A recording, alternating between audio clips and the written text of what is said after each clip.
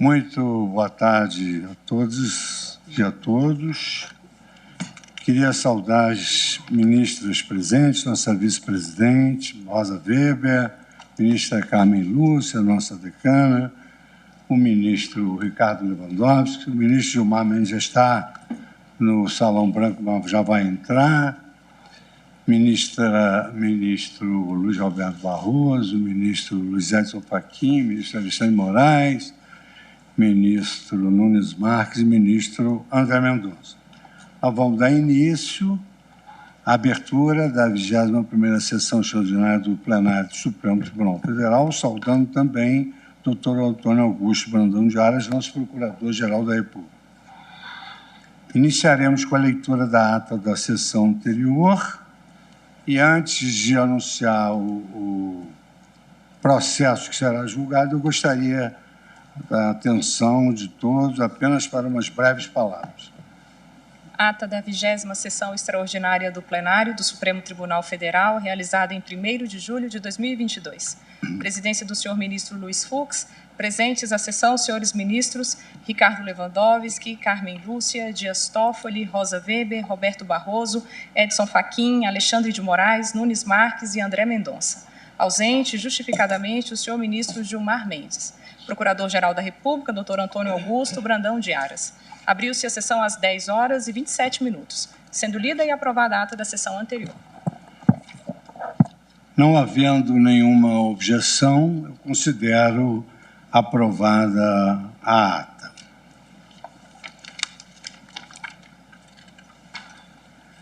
Senhoras ministras, senhores ministros, senhor Procurador-Geral da República, senhor Advogado-Geral da União, senhoras e senhores advogados, profissionais da imprensa e cidadãos que acompanham esta sessão, senhora presidente da Associação dos Magistrados do Brasil, senhor presidente da Associação dos Juízes Federais, é com imensa satisfação que, na qualidade de presidente do Supremo Tribunal Federal, eu declaro abertos os trabalhos do segundo semestre de atividades jurisdicionais do ano de 2022.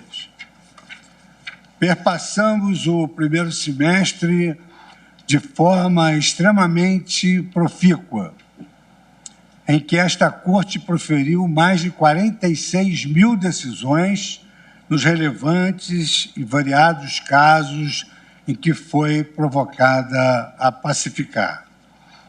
Na seara administrativa, igualmente, alcançamos êxitos históricos. Em abril, o Supremo Tribunal Federal passou a disponibilizar 100% dos seus serviços administrativos e judiciais de forma digital, tornando-se a primeira Suprema Corte do mundo 100% digital. Ainda no primeiro semestre, o Tribunal lançou o seu programa de combate à desinformação, o seu programa Corte Aberta de Governança de Dados e o segundo robô de inteligência artificial da sua história, denominado RAFA, que, segundo esse programa, classifica os processos do nosso acervo segundo os Objetivos de Desenvolvimento Sustentável da Agenda 2030 da ONU. O segundo semestre que, ora, iniciamos também se anuncia igualmente promissor. É que, muito em breve, realizaremos a eleição para a nova composição da presidência desta Corte, assumindo a ministra Rosa Weber e o ministro Luiz Roberto Barroso, presidente e vice-presidente, a direção da nossa Corte, com a notável competência que ambos ostentam. Contudo, antes da troca de gestão, que ocorrerá em 12 de setembro do presente ano, o Supremo Tribunal Federal se debruçará sobre importantes e variados temas nas próximas semanas. Como consta da pauta publicada do mês de agosto, estão previstos julgamentos de ações que versam, primeiro, sobre controvérsias tributárias, 2, regras de processo eleitoral, 3, direito à educação básica para as crianças, 4, direito à saúde, 5º, direito ao sigilo de dados pessoais, Sexto, proteção ambiental. Sétimo, direitos trabalhistas diversos. Oitavo, teto de gastos da administração pública, sem prejuízo de iniciarmos o semestre com um dos mais importantes julgamentos do ano, relativo à constitucionalidade das alterações na Lei de Improbidade Administrativa. Deveras, neste momento de retorno às atividades jurisdicionais, é importante rememorarmos ainda o destacado papel deste Supremo Tribunal Federal na defesa da Constituição e da nossa democracia. Eu rememoro que daqui a 2 meses a população brasileira vivenciará um dos momentos mais sensíveis de um regime democrático, qual seja as eleições, nas quais se externa o exercício do direito-dever inalienável de cada cidadão que se consubstancia no voto popular. Felizmente, nossa democracia conta com um dos sistemas eleitorais mais eficientes, confiáveis e modernos de todo o mundo, mercê de ostentar no seu organismo uma justiça eleitoral transparente, compreensível e aberta a todos aqueles que desejam contribuir positivamente para a lisura do prélio eleitoral. Nesse ensejo, eu gostaria de saudar Sua Excelência, o ministro Edson Fachin, congratulando-o pela singular destreza com que tem comandado nossa Corte Eleitoral. Saúdo também nosso ministro Alexandre de Moraes, que em breve passará a conduzir os trabalhos do TSE no ápice do período eleitoral, com a competência que lhe é habitual.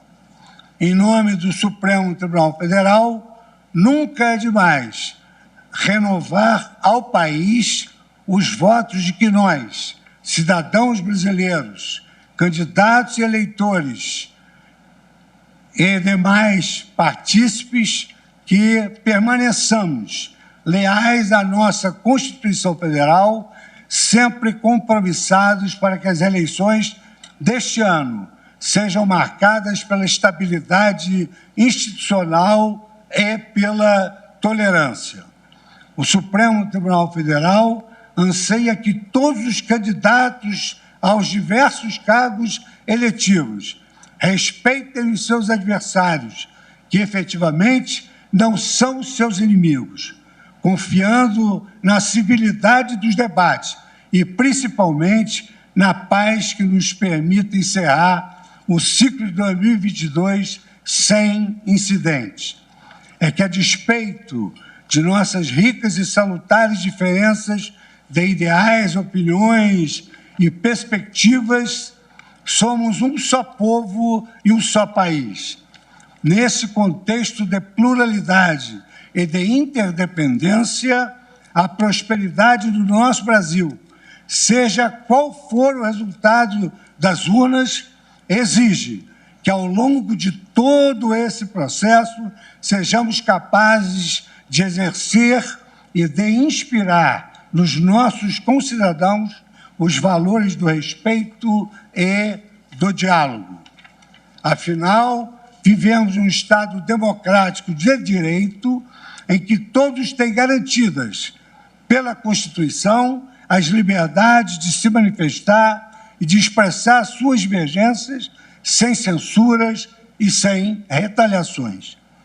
O período eleitoral naturalmente desperta as nossas paixões, mas forçoso ter em mente que o exercício dessas liberdades exige respeito e responsabilidade para com o próximo e para com o nosso país. Senhoras ministras e senhores ministros, eu renovo os votos de que tenhamos um semestre de trabalhos intensos e frutíferos, como ocorreu desde o início da nossa gestão, apesar da pandemia. Igualmente, permeados pela eficiência e coesão da Corte, tudo no afã de defendermos com virtuosidade a nossa Constituição Federal e o fortalecimento das instituições democráticas brasileiras.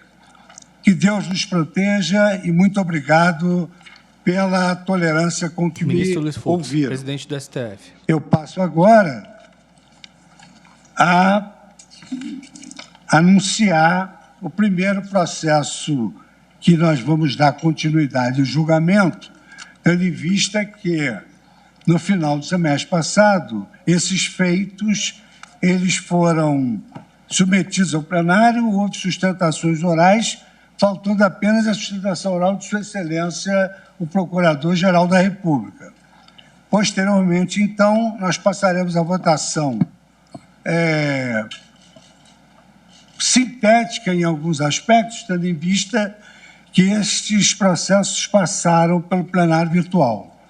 Por outro lado, nós já estabelecemos também que quem já votou no plenário virtual, ainda que tenha se aposentado, o voto é computado.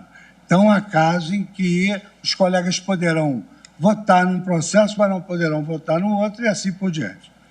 Então, eu anunciando que nós estamos dando continuidade à ação direta de constitucionalidade 4785, a ação direta de constitucionalidade 4786 e a ação direta de constitucionalidade 4787, cujo julgamento foi suspenso depois dos relatórios e da sustentação oral dos advogados, remanescendo a sustentação oral de Sua Excelência, o Procurador-Geral da República, eu, então, passo a palavra à Sua Excelência para falar nas 3 ações ora mencionadas na abertura. Boa tarde a todas e a todos. Cumprimento, Sua Excelência, o senhor presidente do Supremo Tribunal Federal, ministro Luiz Fux. E assim também, Suas Excelências, as senhoras ministra Rosa Weber, vice-presidente, ministra Carmen Lúcia, Augusto Aras, Procurador-Geral da República. Os senhores advogados e advogadas, a doutora Carmen Lília, assessora-chefe do plenário, os demais servidores que nos acompanham. Senhor presidente, 3 ações diretas de inconstitucionalidade. Este procurador-geral se manifestou apenas em uma delas, as outras 2 já haviam manifestações. Quero registrar que essas ações impugnam a validade das leis dos estados de Minas Gerais, do Pará e do Amapá, todas de conteúdo similar, as quais instituem, nas respectivas unidades, uma taxa de controle, monitoramento e fiscalização das atividades de pesquisa, lavra, exploração e aproveitamento de recursos minerais. Seria a sigla TFRM. As taxas foram instituídas tendo como fato gerador o exercício do poder de polícia conferido ao Estado sobre a atividade de pesquisa, lavra, exploração e aproveitamento realizado no Estado dos seus recursos minerários. O contribuinte é a pessoa física ou jurídica autorizada a realizar a pesquisa e aproveitamento dos recursos minerais. A base de cálculo adotada é o valor correspondente a unidades fiscais por tonelada de minério extraído. No caso da lei do Estado de Minas Gerais, o valor da TFRM será correspondente a 1 unidade fiscal por tonelada de mineral ou minério extraído, enquanto, na lei do Estado do Pará e bem assim da do Estado do Amapá, o valor da taxa equivale a 3 unidades fiscais por tonelada de minério extraído. A Confederação Nacional da Indústria, autora das ações, argumenta que, além dos estados não terem competência para legislar sobre recursos minerários, as leis locais tenham criado imposto disfarçado de taxa. Parece-nos que o exame da questão constitucional passa pela apreciação de pelo menos 3 pontos. O primeiro, verificar se a atividade legislativa dos estados viola a competência privativa da União para dispor sobre recursos minerais, nos termos do artigo 22, inciso 12 da Constituição. O segundo, verificar se a taxa instituída tem base de cálculo própria de imposto, com violação ao artigo 145, parágrafo 2º da Constituição. E terceiro, verificar se a taxa é confiscatória. As leis estaduais não violam a competência privativa da União para legislar sobre jazidas, minas e outros recursos minerais, além da metalurgia, nos termos do artigo 22, inciso 12, da Lei Maior. Os Estados não legislaram sobre matéria minerária. As leis impugnadas dispõem sobre matéria tributária, instituição de taxa, e sobre atividade administrativa decorrente do exercício do poder de polícia, matérias próprias à competência legislativa dos Estados. Assim, as unidades federadas podem instituir taxa de poder de polícia para fiscalizar as atividades de pesquisa, lavra, exploração, aproveitamento de minérios no respectivo território, como decorrência da competência comum prevista na Constituição, no artigo 23, que impõe aos Estados-membros a obrigação de, aspas, registrar, acompanhar e fiscalizar as concessões de direitos de pesquisa e exploração de recursos hídricos e minerais em seus territórios, fecho aspas. A competência para instituir e cobrar taxas pelo exercício do poder de polícia é do ente da federação que tiver atribuição para fiscalizar a atividade específica desempenhada pelo contribuinte. Esse egrégio Supremo Tribunal Federal, no julgamento da ADI 6.211 do Amapá, de relatoria do eminente ministro Marco Aurélio, decidiu no sentido de que, em razão da competência comum, é válida, abro aspas, disciplina atinente ao desempenho de atividade administrativa voltada ao exercício regular do poder de polícia, a ser remunerado mediante taxa, relacionado à exploração e ao aproveitamento de recursos hídricos voltados à geração de energia elétrica, no que revela a atuação potencialmente danosa ao meio ambiente, fecho aspas. Se os Estados-membros, por força do artigo 23, inciso 11 da Constituição, têm atribuição para registrar, acompanhar e fiscalizar as concessões de direitos de pesquisa e exploração de recursos hídricos e minerais em seus territórios, podem, data vênia, instituir taxa de poder de polícia para custear essa atividade fiscalizatória. Sobre a base de cálculo, nem a Constituição, nem a lei define qual deve ser a base de cálculo das taxas.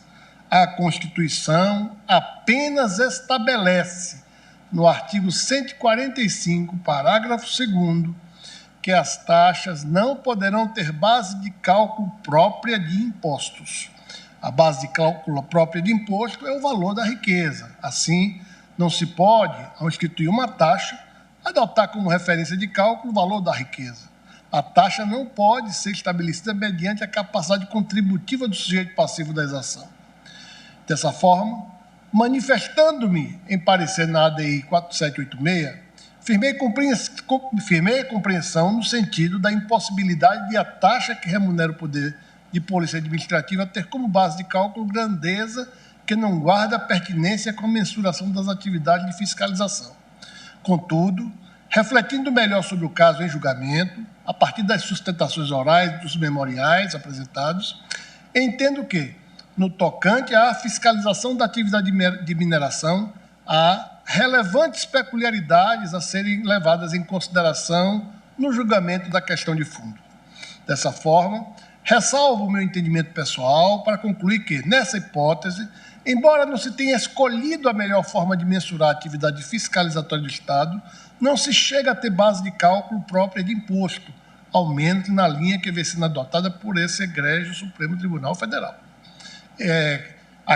Nessa Suprema Corte, pacificou-se entendimento, mutatis mutandis, de que a metragem de imóvel, ainda que integre a base de cálculo do IPTU, pode ser base de cálculo de taxa, porque metragem de imóvel não é mensuração do valor de riqueza.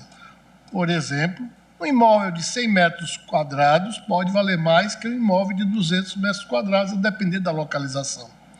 Na oportunidade, a Egrégia Corte Constitucional editou a súmula vinculante 29 do seguinte teor, abro aspas, é constitucional a adoção no cálculo do valor de taxa de um ou mais elementos da base de cálculo própria de determinado imposto, desde que não haja integral identidade entre uma base e outra, fecho aspas. Mesmo raciocínio aplica-se ao caso data vênia em julgamento. A tonelada de minério não mensura a riqueza. Uma tonelada de ródio vale muito mais do que uma tonelada de ouro. Não é o peso do minério que estabelece o valor da riqueza. Essa referência de cálculo, portanto, não é própria de imposto. Por outro lado, a empresa que extrai mais minério a priori tem uma estrutura maior, desenvolve mais atividades e demanda uma movimentação administrativa mais extensa por parte do Estado quanto à fiscalização. Fiscalizar a atividade minerária não é apenas, abro aspas, ir na mina e olhar um buraco, fecho aspas, como disse aqui da tribuna o ilustre Causídico. Envolve uma série de outras questões, como a necessidade de controle sobre a exploração das jazidas, os problemas com o tráfico de pedras e metais preciosos, disputas em torno da propriedade das minas e outras questões de relevo. As tragédias de Mariana e Brumadinho parecem demonstrar que a fiscalização da atividade minerária deva ser abrangente e envolva atividade de enorme risco social. Quanto à maior atividade empresarial, maior será a demanda do Estado na administração fiscalizatória, o que indica que a unidade adotada nas leis estaduais para ser a base de cálculo da taxa minerária não é data vênia inconstitucional. Há outro ponto a ser examinado, que é saber se a taxa cobrada viola a proporcionalidade e vedação de confisco. E aqui este procurador-geral responde de forma negativa. Sob a ótica do contribuinte, o valor pago pela taxa não é desproporcional nem confiscatório, pois o valor da exação em relação a cada contribuinte individualizário afigura-se data vênia irrisório. E assim foi demonstrado também aqui da tribuna por eminentes advogados.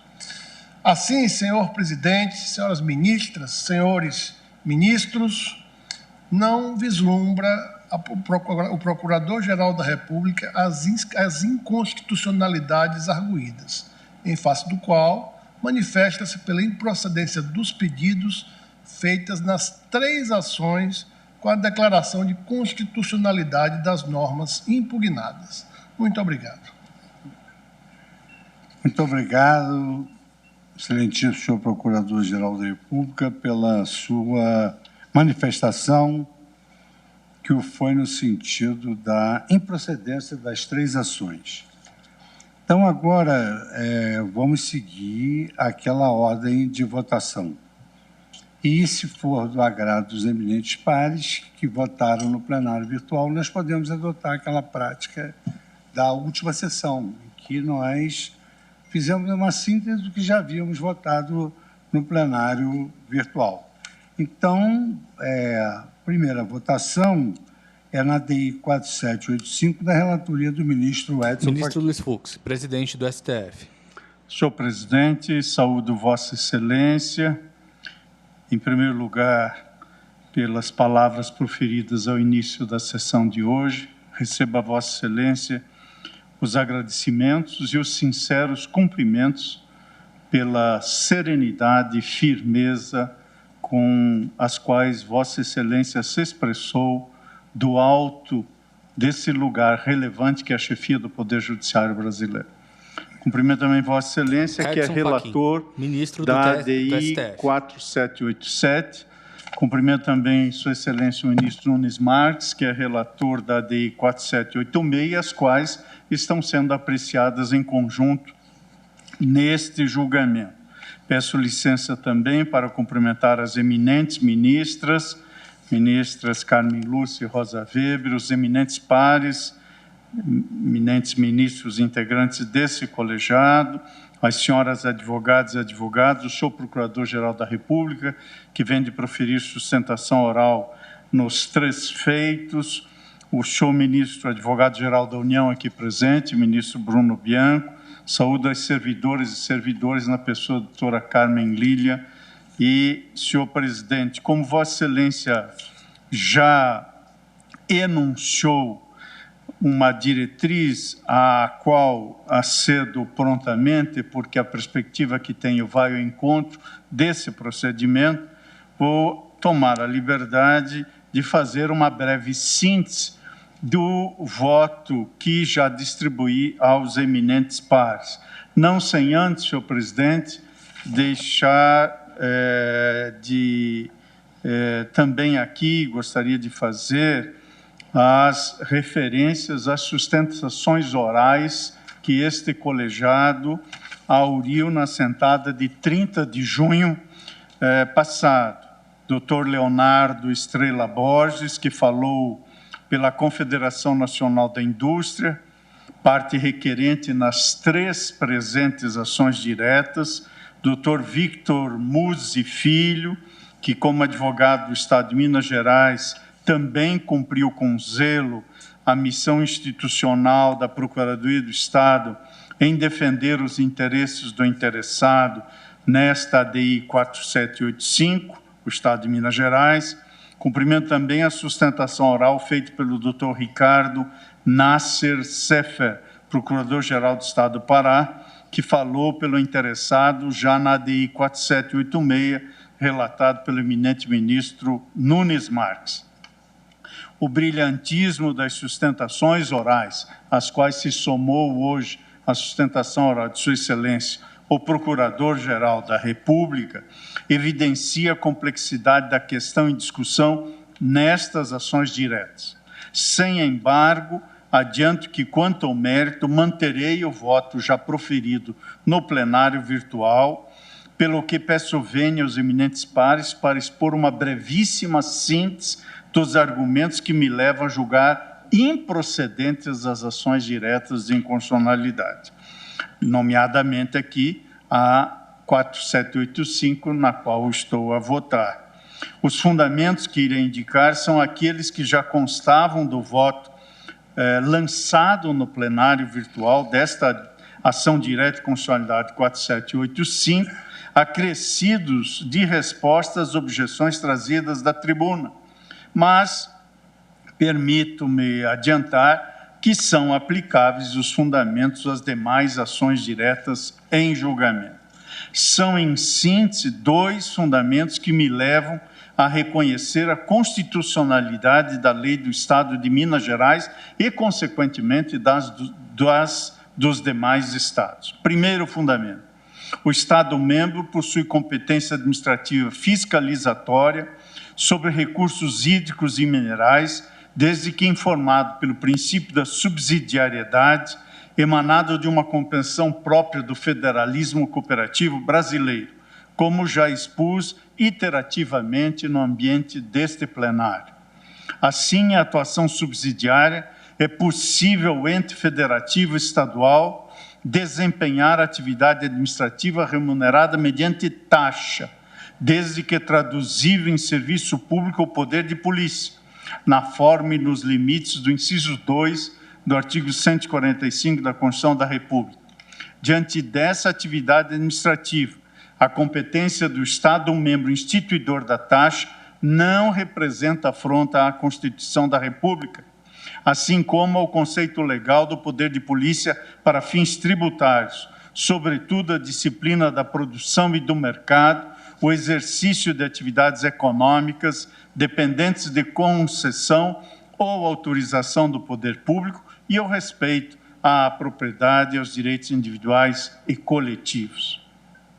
O segundo fundamento é o seguinte: a base de cálculo das taxas minerárias deve guardar razoável proporcionalidade entre a quantidade de minério extraído e o dispêndio de recursos públicos, observados os princípios da proibição do confisco e da precaução ambiental, com assento na jurisprudência deste Supremo Tribunal Federal, conclui-se não ser desproporcional a base de cálculo referente à taxa que resta impugnada nesta lei e nesta DI, haja vista que traduz liame razoável entre a quantidade de minério extraído e o dispêndio de recursos públicos com a fiscalização dos contribuintes.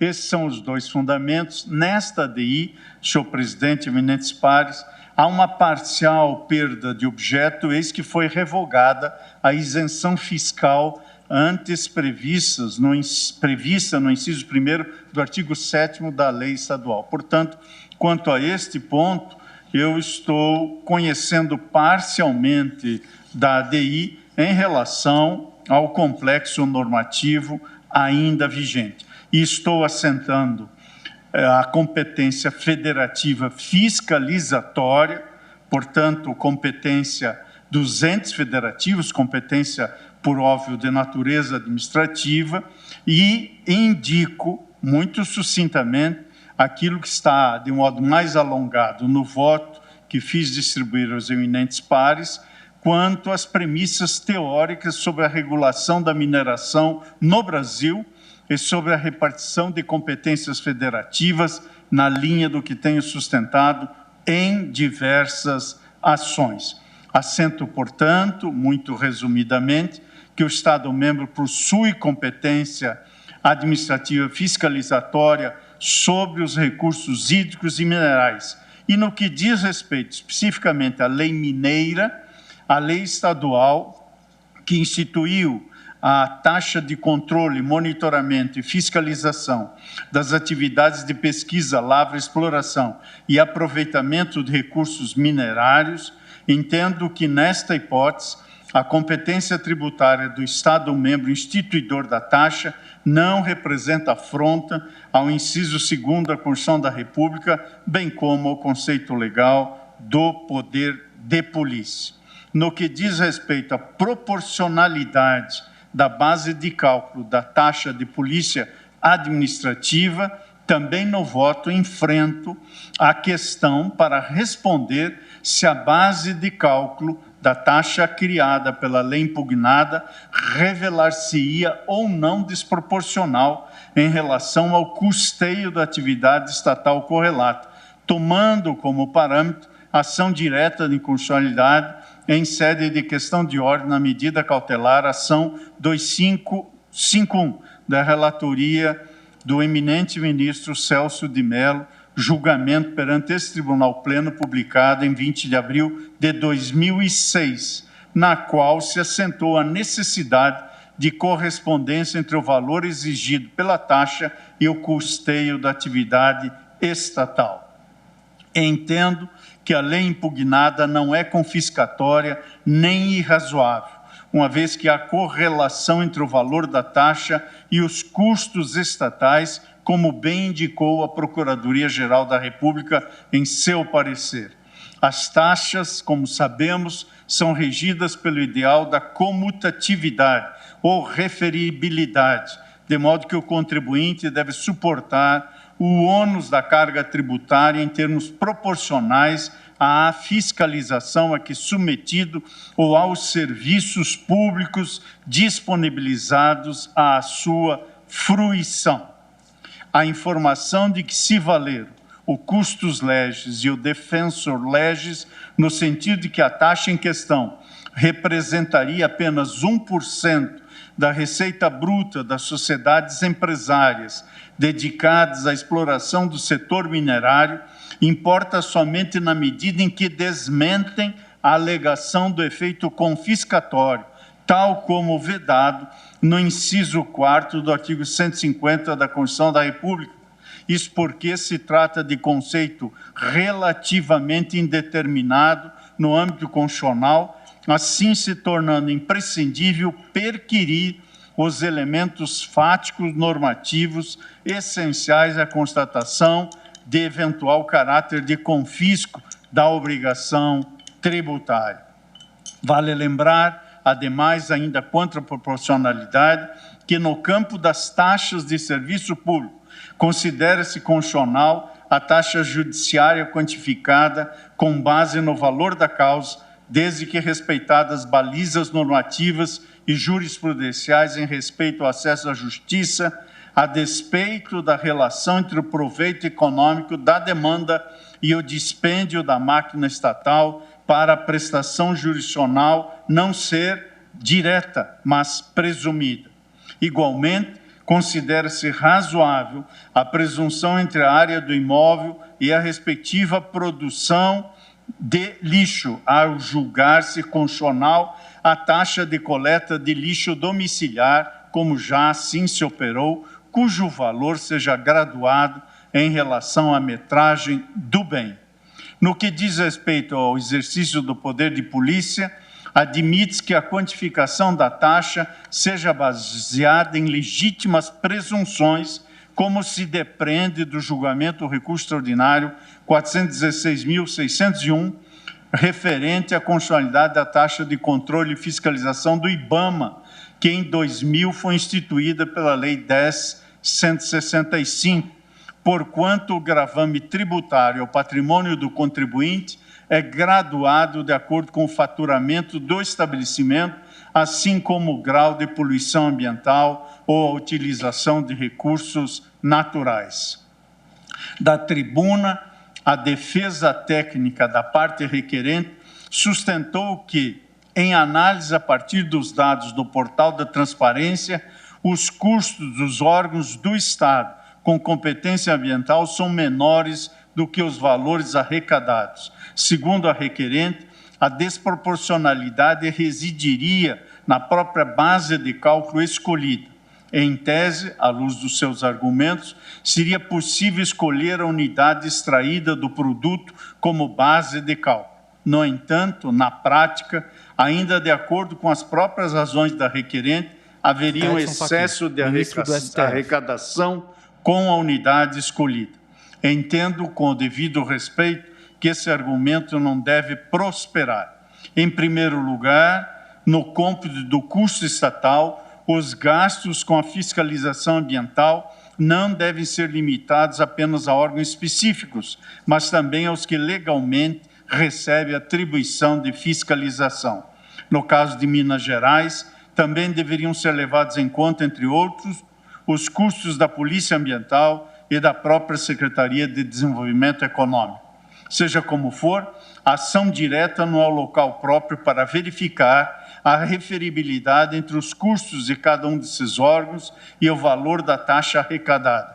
Se a desproporcionalidade não for manifesta, cumpre reconhecer, na linha de precedentes desse tribunal, que a taxa deve ser tida por constitucional.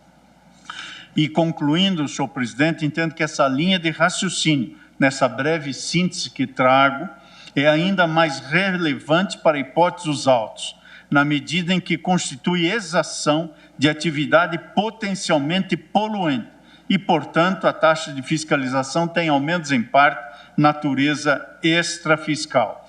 De um lado, desincentiva atividades potencialmente degradantes. De outro, permite ao Estado que se planeje para evitar desastres ambientais, que esses desastres ocorram. A memória recente, como aqui hoje já oportunamente e muito pertinentemente lembrado, a memória recente dos casos de Mariana e Brumadinho desaconselha a responder às tragédias apenas quando elas ocorrem. Mariana e Brumadinho indica serem urgentes as ações de prevenção.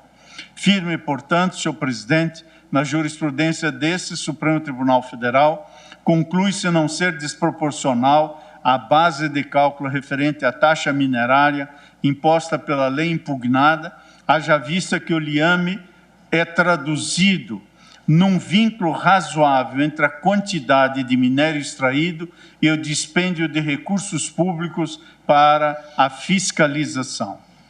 Ante o exposto, nesta ADI 4785, conheço parcialmente da ação direta e constitucionalidade e, na parte conhecida, proponho a negativa de procedência, razões semelhantes que constam dos votos aos quais posteriormente me referirei, as ADIs 4786 e 4787. É como voto, senhor presidente. Muito obrigado, ministro Edson Fachin. Vossa Excelência conhece parcialmente e julga improcedente esta ação que Vossa Excelência foi o relator, que é a ação direta 4785. Agora, seguindo a metodologia estabelecida, ministro Nunes Marques, como vota Vossa Excelência na DI 4786? Senhor presidente, senhoras ministras, senhores ministros, senhor procurador-geral da República, senhora secretária da sessão, senhores advogados, senhores procuradores de Estado, senhoras e senhores, meu boa tarde a todos. Tenho um voto alongado e farei da mesma forma, presidente, um resumo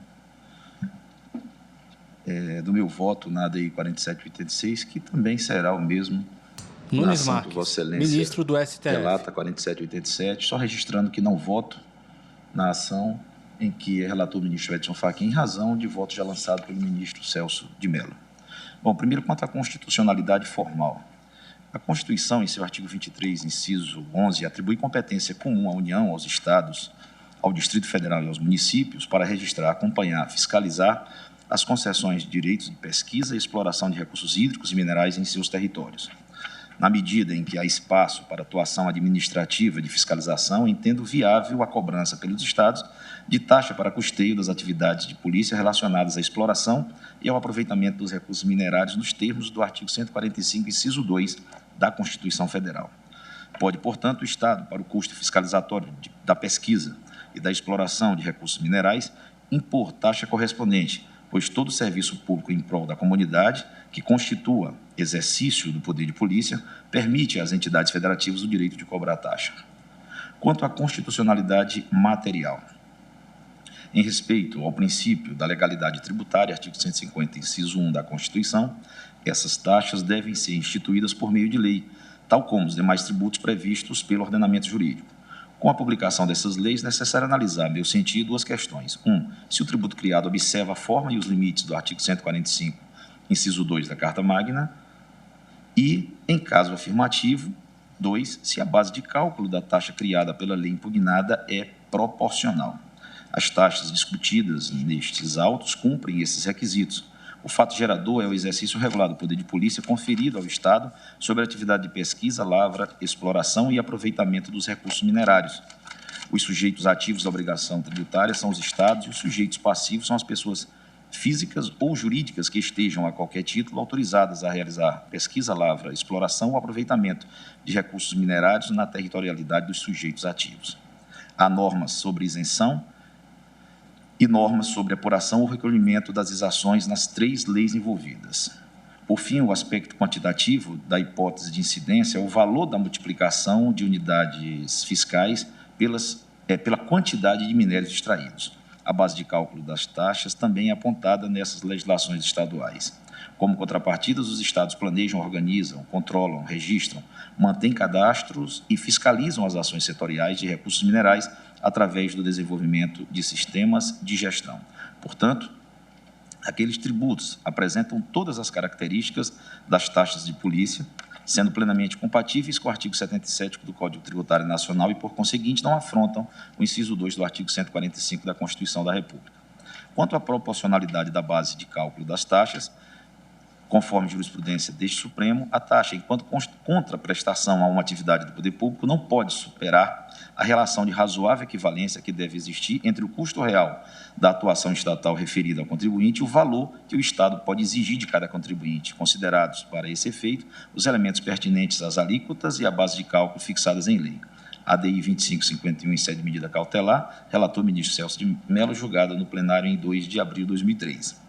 Pois bem, na recente ADI 5374, de relatoria do ministro Roberto Barroso, Tribunal Pleno, julgada em 24 de fevereiro de 2021, a Corte avaliou razoável e admissível a utilização do volume de minério extraído como elemento para a quantificação tributária, porquanto pode-se concluir que quanto maior a quantidade de minério extraída, maior pode ser o impacto social e ambiental do empreendimento. Maior, portanto, também deve ser o grau de controle e fiscalização do poder público. De acordo com as informações que os Estados fizeram chegar ao gabinete, as estimativas de arrecadação dessas taxas não ultrapassam de maneira desarrazoada as despesas anuais com as atividades fiscalizatórias. Ainda mais se observarmos que os Estados possuem subsolo com elevada produção mineral, o que intensifica a necessidade de fiscalizações econômicas, sociais e ambientais dos agentes que exploram aquelas riquezas. Mesmo que a receita gerada pela taxa supere os custos da atividade estatal, ou seja, mesmo que haja eventual superávit, importante frisar que a observância do princípio da proporcionalidade não exige uma equivalência estrita, mas sim uma equivalência razoável, uma vez que eventual déficit seria inadmissível, pois implicaria o custeio da fiscalização de atividade desenvolvida com fins lucrativos puramente particulares pela sociedade como um todo. Logo, ante a impossibilidade de calcular cada centavo a ser empreendido na atividade fiscalizatória, que inclusive pode variar a cada período, aceitável que o cálculo da taxa seja feito com alguma folga orçamentária, o que não significa, por certo, que os entes tributantes possam onerar de modo abusivo os particulares, impondo ônus desproporcionais a atividades econômicas que poderiam, inclusive, revelar-se contrários não somente à moralidade administrativa, quanto à própria eficiência. De qualquer modo, o artigo 167.4 da Constituição Federal veda a vinculação da receita de impostos, mas não de taxas. Isso é, não há qualquer dispositivo constitucional que vincule a receita de taxas, desde que observado, repito, um valor razoável em relação ao custo da ação do poder público. De modo que não prospera, ao meu ver, a alegação de que tais leis impugnadas vulneram os princípios da proporcionalidade e do não confisco. Com esse panorama mais sintético, senhor presidente, voto no sentido de julgar improcedente a ação direta de inconstitucionalidade número 4786 da minha relatoria, para declarar a constitucionalidade da Lei 7591, de 25 de dezembro de 2011, do Estado do Pará, restando prejudicado o pleito de declaração de inconstitucionalidade por arrastamento dos artigos 13 e seguintes daquela lei, bem como do Decreto 386 de 2012. Como voto? Muito obrigado, ministro Nunes Marques, que profere voto na ADI 4786 no sentido de conhecimento parcial e improcedência da ação declaratória de inconstitucionalidade. Cabe a mim agora a votação na ADI 4787. Ministro Luiz Fux, presidente do STF. Eu poderia simplesmente dizer que subscrevo integralmente o voto de Vossa Excelência, ministro Edson Fachin e ministro Nunes Marques. Mas eu também fiz aqui uma síntese e me sinto no dever de ofício de repisá-la. Então, assento que a Lei 1603/2011, isso remonta o tempo que essa taxa já vem sendo cobrada, importante para os estados, instituiu taxa de polícia sobre atividade de exploração mineral, com fundamento no artigo 145, inciso 2º da Constituição Ministros julgam ações Federal. com pedidos de suspensão dos efeitos de leis para relembrar o estaduais artigo que instituíram 145, taxas é claro, sobre ao dispor atividades que a de mineração. União, os estados, o Distrito Federal e os municípios poderão instituir os seguintes tributos. Inciso 2º, taxas em razão do exercício de poder de polícia ou pela utilização efetiva ou potencial de serviços públicos específicos e divisíveis prestados ao contribuinte ou postos à sua disposição. Assim, a Lei 1603/2011, ao estabelecer uma base de cálculo fixa atrelada à tonelada de minério extraído, independentemente do tipo de minério e do método de extração, exceto no caso do ouro, em que a unidade de medida adotada é o grama, na verdade, cumpre o postulado constitucional. A Lei 2.410, essa é do Estado, nós estamos falando do Estado do Amapá, a Lei 2.410, 18 de junho de 2019, modificou o artigo 6º da Lei 1.603/2011, alterando sua redação e revogando o parágrafo 3º do dispositivo 6º, mas acrescentando o artigo 6A ao mesmo dispositivo legal. Por essa razão, a jurisprudência da nossa Corte entende que a impugnação por ação direta de dispositivo legal revogado por legislação posterior ocasiona, em regra, perda de objeto. Eu cito aqui a DI 3502 de Sua Excelência, o ministro Edson Fachin, a mais recente, julgada em 2020. A Corte também entende possível o julgamento, independentemente de emenda da petição inicial, que foi discutido recentemente, da impugnação a dispositivos cuja alteração legislativa não ocasionou mudança substancial. E aqui eu cito o precedente do saudoso ministro Teori Zavascki, na DI 2418. No caso, a partir das modificações legislativas promovidas pela Lei 2.410 do Estado do Amapá, deve ser reconhecida a perda do objeto em relação ao artigo 6º, parágrafo 3º da lei, que é mutatis mutandis, o 7º a que Vossa Excelência se referiu do Estado de Minas Gerais. Mas mantido o julgamento da impugnação ao artigo 6º, caput e parágrafos da mesma lei. essa do Amapá. O inciso 11º do artigo 23 da Constituição Federal é claro ao dispor que é competência comum da União, dos Estados, do Distrito Federal e dos municípios, inciso 11, registrar, acompanhar e fiscalizar as concessões de direitos à pesquisa e exploração de recursos hídricos e minerais em seus territórios, estabelecendo a competência administrativa aos Estados, Distrito Federal e municípios para registrar, acompanhar e fiscalizar as concessões de direito de pesquisa e exploração de recursos minerais, revelando a adequação da lei ao arquétipo constitucional. A exegese do dispositivo adotada pelo plenário do Supremo Tribunal Federal possibilita aos entes federados o exercício do poder de polícia sobre as atividades descritas na assim chamada competência constitucional comum. E eu destaco que a Corte reconheceu a constitucionalidade formal da taxa de controle, acompanhamento e fiscalização das atividades de exploração e aproveitamento de recursos hídricos do Estado do Amapá, na DI 6211 do ministro Marco Aurélio, Tribunal Pleno, e da taxa de controle, monitoramento e fiscalização ambiental das atividades de pesquisa, lavra, exploração e produção de petróleo e gás do Estado do Rio de Janeiro, na DI 5480 da relatoria de Sua Excelência, o ministro Alexandre de Moraes, também recente julgado no Tribunal Pleno de 2020. Com essa disso, os impostos são regidos pela capacidade contributiva do sujeito passivo e seus fatos geradores são situações da vida relacionadas aos contribuintes, ao passo que as taxas são regidas pelo princípio da comutatividade ou retributividade, devendo seu fato gerador necessariamente corresponder a uma atividade estatal que Vossa Excelência, ministro Edson Fachin, se referiu apropriadamente à referibilidade, que é, digamos assim, o nome em iuris utilizado pela doutrina tributária. A função, isso aqui é importante, a função da base de cálculo é justamente quantificar o montante do tributo a ser recolhido aos cofres públicos, o que implica ser essencial que ela mantenha uma relação de congruência com a hipótese de incidência tributária. Não sem razão, o parágrafo 2º do artigo 145 não permite que as taxas tenham a mesma base de cálculo no imposto, mas isso não significa dizer que não se pode considerar alguns elementos da base de cálculo de imposto para fixação de taxa. E a jurisprudência do tribunal admite a constitucionalidade da adoção de elementos de imposto na base de cálculo de taxas, tendo, inclusive, editado a súmula vinculante 29, a fim de pacificar a questão.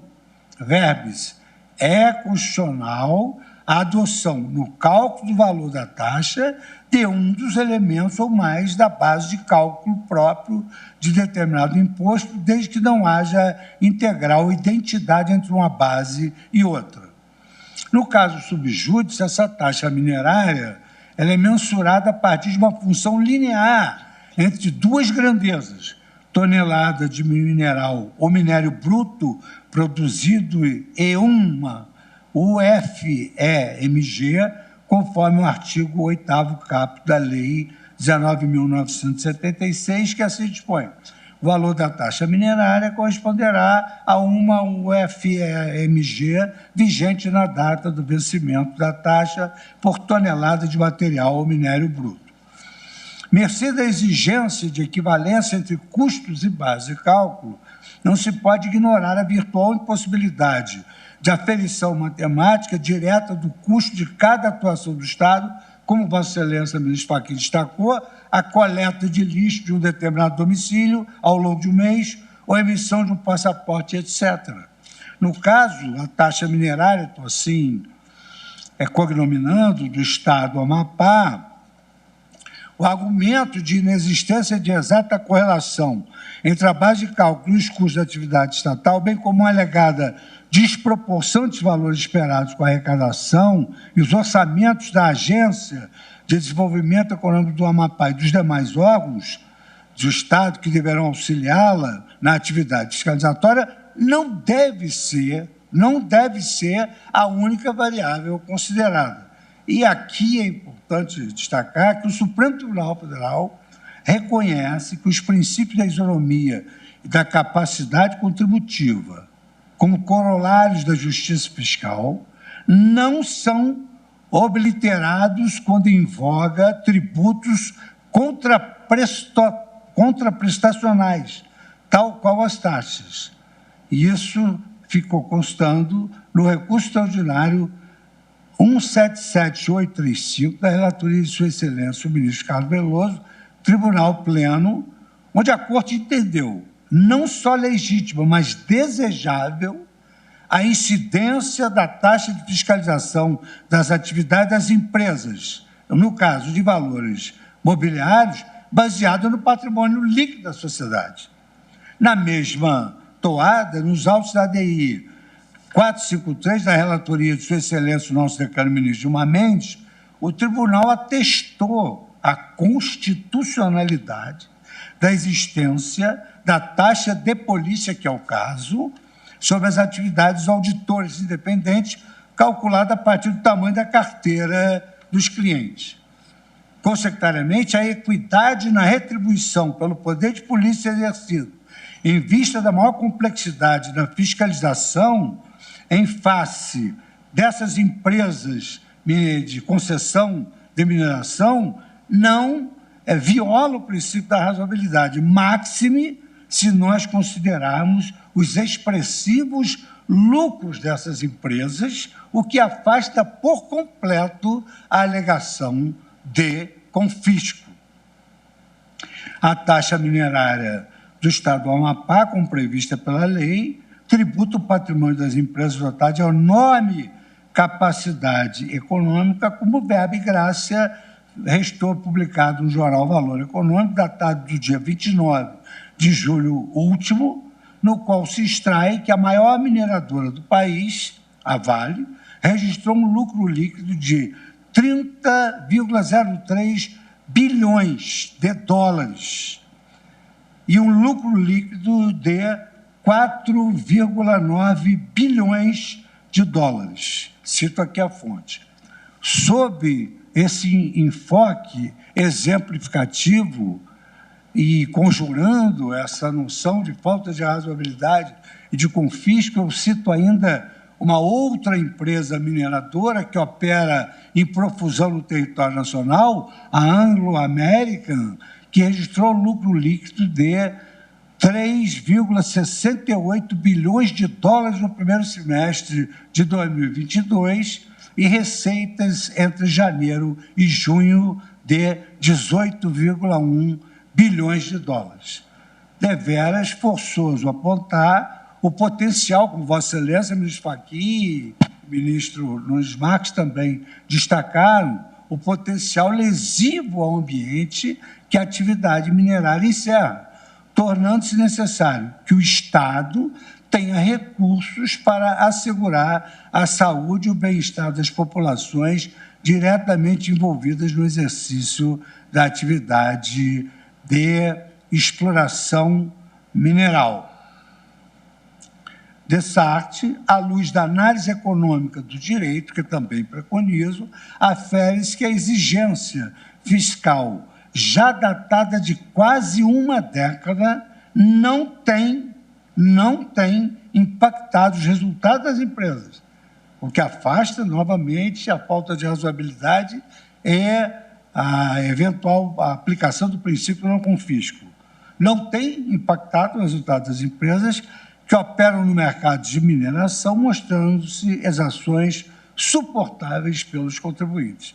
Então, a semelhança do voto de Vossas Excelências, eu também conheço parcialmente da ação direta, entendendo a perda de objeto em relação ao artigo 6º, parágrafo 3º da Lei 1.613 do Amapá, que corresponde ao artigo 7º a que Vossa Excelência se referiu, e quanto aos demais dispositivos, eu acolho o pedido pela total improcedência do pedido.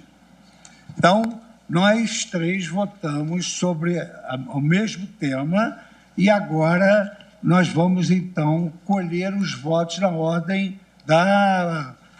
ordem estabelecida pelo nosso regimento. Então, ao colher o voto do ministro André Mendonça, eu esclareço que Vossa Excelência não vota na DI 4785, porquanto o ministro Marco Aurélio já votou e divergindo de Sua Excelência o relator.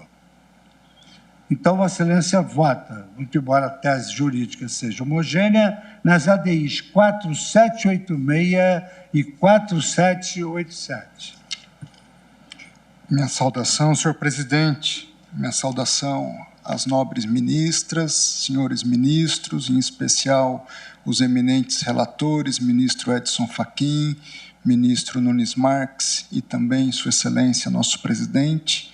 Minha saudação, doutor Augusto Aras, procurador-geral da República, eminente ministro Bruno Bianco, aos advogados André Mendonça, que nos acompanham, em especial aqueles que fizeram suas sustentações orais. Senhor presidente, obrigado até pelo registro em relação à delimitação das ações em que eu voto, em respeito à questão de ordem aprovada por este colegiado, já referida, e trago um voto escrito, um voto com basicamente 3 razões, e nelas peço a devida vênia às Suas Excelências, os eminentes relatores que já votaram, porquanto vou divergir na matéria. Eu vou sintetizar em 2 pontos, ainda que o voto traga um pouco mais de aspectos pertinentes à questão regulatória e a como a ANM já tem uma taxa específica e parcerias e acordos de cooperação para essas fiscalizações junto com os estados. Mas eu vou me deter na questão da proporcionalidade, por último, e de um bis in idem, na minha perspectiva, tributária em relação a taxas. Antes de fazê-lo, também de forma muito breve, eu quero dizer que, ainda que eu julgue procedentes as ações e divirja dos eminentes relatores, eu reconheço que a questão merece um melhor tratamento em âmbito legislativo, em especial na questão tributária via impostos. Eu penso que muito do nascidouro dessas taxas se deve a uma insuficiente, eu diria, aplicação tributária via impostos nesse ramo de atividade que, como já bem apontado por Suas Excelências, traz um grau de lesividade ao meio ambiente significativo, em conjunto com um grau elevado de lucratividade dessas empresas, ainda que saibamos que é uma atividade de risco, de descoberta, de grandes investimentos, e que não necessariamente todas as empresas desfrutem desse êxito, mas o fato é que me alinho nesses pontos de lesividade ambiental, alta lucratividade, e por conta disso entendo que a questão mereça, de fato, um tratamento mais adequado através dos impostos nesse tipo de atividade. Porém, me detendo à questão de bis in idem tributário, eu faço referência a uma multiplicidade de taxas que trazem como fato gerador a questão ambiental. Eu vou fazer uma breve leitura, então, desses argumentos. Com a finalidade de expor meu posicionamento inaugural em matéria de edição de taxas tributárias subjacentes ao primeiro setor da economia, importa fazer breves considerações sobre a minha discordância ao argumento de que não haveria cumulatividade de incidências tributárias na presente hipótese, por conta da possibilidade de compensação dos valores pagos em razão da taxa estadual referente à fiscalização minerária com o quantitativo devido em decorrência das taxas de natureza ambiental, nos termos do artigo 17p da Lei Federal 6938 de 1981. É consabido que a instituição da taxa ambiental, de controle e fiscalização ambiental, pela Lei Federal 10.165 do ano 2000, representou, à época, um esforço de diálogo institucional entre este Supremo Tribunal Federal e os poderes executivo e legislativo da União. Na primeira formulação da Lei 9.960 de 2000, a taxa de fiscalização ambiental teve a sua eficácia suspensa no âmbito desse Supremo Tribunal Federal, quando do julgamento da ADI 2178, tendo como relator o ministro Ilmar Galvão, julgado de 12 de maio de 2000. Naquela ocasião, ficou registrado na ementa que os dispositivos referidos pelo novel tributo, por haverem definido como fato gerador não o serviço prestado ou posto à disposição do contribuinte pelo ente público no exercício do poder de polícia, motivava, mas sim a atividade, a própria atividade exercida, motivava o julgamento da inconstitucionalidade daquela taxa ambiental num primeiro momento. Fruto desse julgamento, do esforço a que me referi, houve uma evolução legislativa corrigindo-se os vícios então identificados, o que foi reconhecido, então, como constitucional a partir dessas correções, no julgamento do recurso extraordinário 416.601. Nesse sentido, cuida-se de uma taxa para controle e fiscalização das atividades potencialmente poluidoras e utilizadoras de recursos naturais, cujos contribuintes são obrigados a se inscreverem no Cadastro Técnico Federal. Nessa classe de pagadores de tributos, conforme consta do anexo 8 da lei referida, encontra-se expressamente a atividade de extração e tratamento de minerais, que no caso se qualifica em grau de alto potencial poluidor e utilizador de recursos naturais.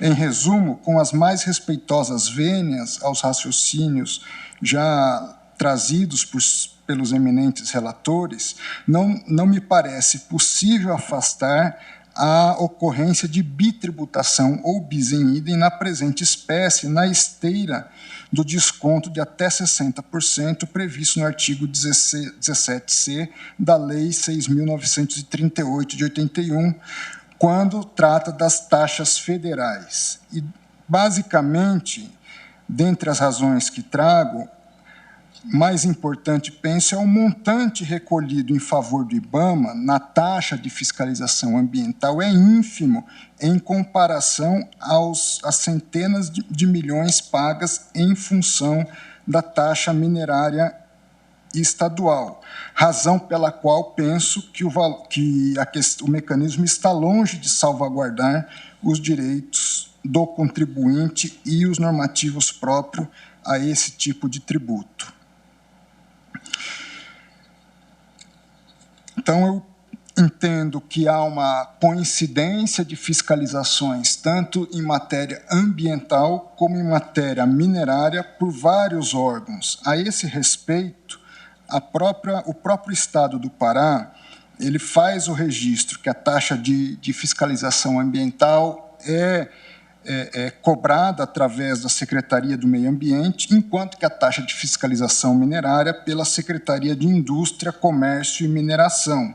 Mas essa taxa de fiscalização minerária, ela conta para a sua execução com o apoio logístico da própria Secretaria do Meio Ambiente.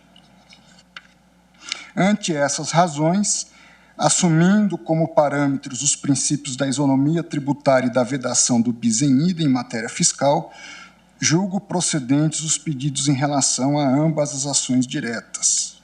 Trato também da questão da proporcionalidade, faço nesse aspecto referência a dois julgados, o primeiro na ADI 6211, sob a relatoria do ministro Marco Aurélio,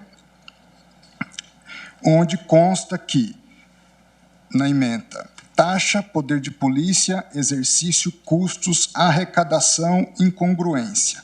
Considerado o princípio da proporcionalidade, conflita com a Constituição Federal a instituição de taxa ausente equivalência entre o valor exigido do contribuinte e os custos alusivos ao exercício do poder de polícia.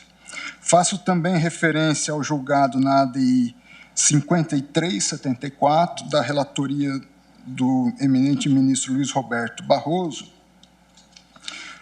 cuja ementa traz o seguinte ensinamento, item 4 da ementa. No entanto, os valores de grandeza fixados pela lei estadual em conjunto com o critério do volume hídrico utilizado fazem com que o tributo exceda desproporcionalmente o custo da atividade estatal de fiscalização, violando o princípio da capacidade contributiva na dimensão do custo-benefício, princípio da equivalência, que deve ser aplicado às taxas.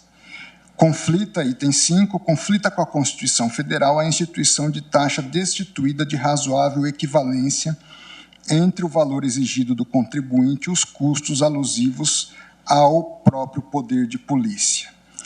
Em síntese, também por esta razão de proporcionalidade, julgo ambas as ações, a ADI 4786 e 4787, integralmente procedentes, e deixo de me manifestar pelas razões já expostas na ADI 4785. É como voto, senhor presidente. Estou anotando aqui, ministro André Mendonça, como Vossa Excelência não vota na ADI 4785, que o ministro Marco Aurélio já votou, divergindo do relator, coincidentemente, Vossa Excelência vota agora na 4786 e 4787, também divergindo do relator.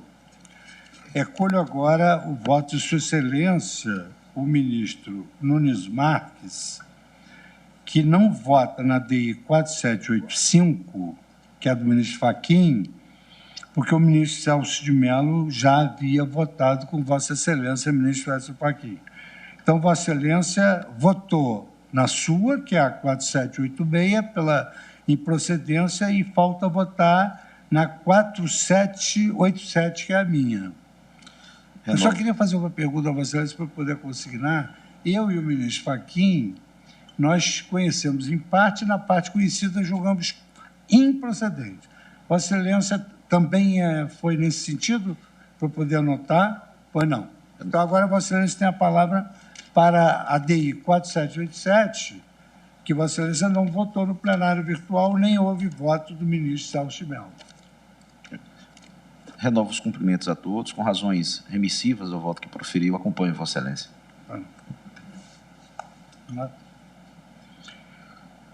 Como vota Vossa Excelência, ministro Alexandre de Moraes? Apenas eu também noticio e informo que Vossa Excelência já votou no plenário virtual na ADI 4785.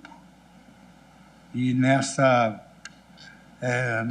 votação, Vossa Excelência me permite esclarecer que Vossa Excelência, na votação do plenário virtual da 4785, acompanha o relator. Então, falta Vossa Excelência votar nas ADIs 4786 e 4787.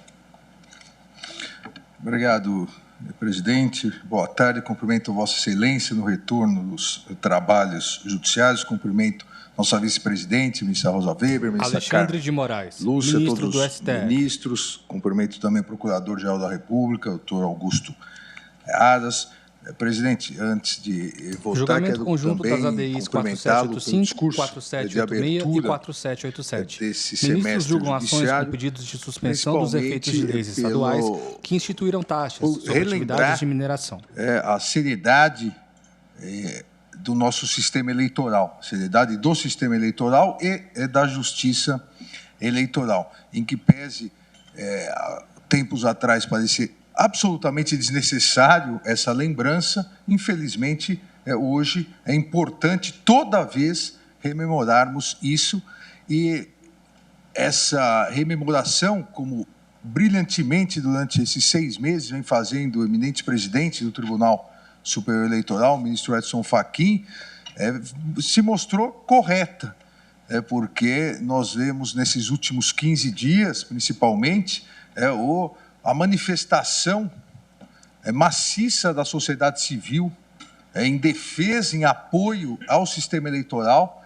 Aqueles que estavam silenciosos mostraram a necessidade de apoiar veementemente o sistema eleitoral, a nossa democracia, sociedade civil, academias, a população em geral, inclusive com maciço apoio e aprovação das urnas eletrônicas, como demonstrou a recente pesquisa do Datafolha, inclusive que mostrou um aumento dessa aprovação. E esse aumento se deve exatamente pela política traçada pelo eminente ministro Edson Fachin de levar os fatos à população. Quem conhece as urnas eletrônicas, quem conhece o sistema de votação, se de boa fé for, certamente vai verificar que nós podemos nos orgulhar do nosso sistema eleitoral. Então, quero novamente parabenizar Vossa Excelência por incluir esse importante trecho nesse discurso de reabertura. Em relação às ações, como Vossa Excelência já disse, os assuntos são os mesmos. Eu já havia votado no sistema virtual, acompanhando o eminente ministro Edson Fachin, conhecendo parcialmente e julgando improcedente, assim como Vossa Excelência também na ação de Vossa Excelência. E a terceira ação do ministro Nunes Marques, ele também assim votou, então o meu voto é a tríplice coroa, presidente. Muito obrigado, ministro Alexandre, pelo voto. Senhor presidente, apenas um esclarecimento. Na ADI 4787 de relatoria de Vossa Excelência, que conhece em parte, na parte que conhece, julga improcedente, eu acompanho Vossa Excelência, não ocorreu no processo que está sob a minha relatoria alteração legislativa. Ah, sim. Então, por isso é que Foi totalmente improcedente. Exatamente, eu conheço e julgo improcedente. Tá bem, por isso é que eu fiz essa pergunta. Isso. Obrigado, ministro Nunes Marques. Mais uma vez, obrigado, ministro Alexandre de Moraes, pelas generosas palavras. Eu passo agora a votação para Sua Excelência, o ministro Edson Fachin, que abriu os trabalhos com sua votação para que se manifeste das ADIs 4786, do ministro Nunes Marques, e 4787, da minha relatoria. Muito obrigado, senhor presidente. Renovo minha saudação e remeto as razões que já expendi para acompanhar Vossa Excelência e o eminente ministro Nunes Marques, com o relator, pela improcedência de ambos. Edson Fachin, ministro do STF. Ministro Luiz Roberto Barroso, Vossa Excelência já votou na ADI 4785 do ministro Edson Fachin no plenário virtual e dele divergiu. Vossa Excelência votará agora nas ADIs 4786 do ministro Nunes Marques e na ADI 4787, razão pela qual eu concedo a palavra a Vossa Excelência. Mas, enfim, nós reiniciamos o julgamento. Meu voto é conjunto em relação às três ações. Cumprimento Vossa Excelência, boa tarde a todos. Cumprimento Luiz Roberto Barroso, ministros, ministro do STF. Carmen Lúcia e Rosa Weber, os eminentes colegas, o senhor Procurador-Geral da República e os ilustres advogados que estiveram na tribuna, e cumprimento igualmente Vossa Excelência, presidente, pela abertura da sessão e pela reafirmação do que ninguém, em verdadeira boa-fé, tem dúvida de que o sistema eleitoral brasileiro é um sistema de absoluta integridade e que tem assegurado eleições limpas desde 1996, eliminando um passado lamentável de fraudes eleitorais, num dos episódios, inclusive, em que Vossa Excelência teve que desempenhar um papel de protagonista para derrotar a fraude numa específica sessão eleitoral no Rio de Janeiro, e temos superado, inclusive, uma tentativa de retrocesso a voto impresso. Eu gostaria aqui de dizer, é muito curioso e bizarro, a proposta que eu estive no Congresso debatendo e enfrentando falava textualmente em voto impresso com contagem pública manual. Está lá nos anais do Congresso, é a matéria que foi votada e que foi rejeitada. Eles dizem que não. Portanto, a mentira não é uma forma legítima de argumentação. A gente precisa, pelo menos, ser coerente com o que defende. É preciso que a gente faça com que a mentira volte a ser errado novamente. Aliás, durante o recesso, eu estava numa instituição no exterior e li um sticker, um adesivo que dizia "Make lying wrong again".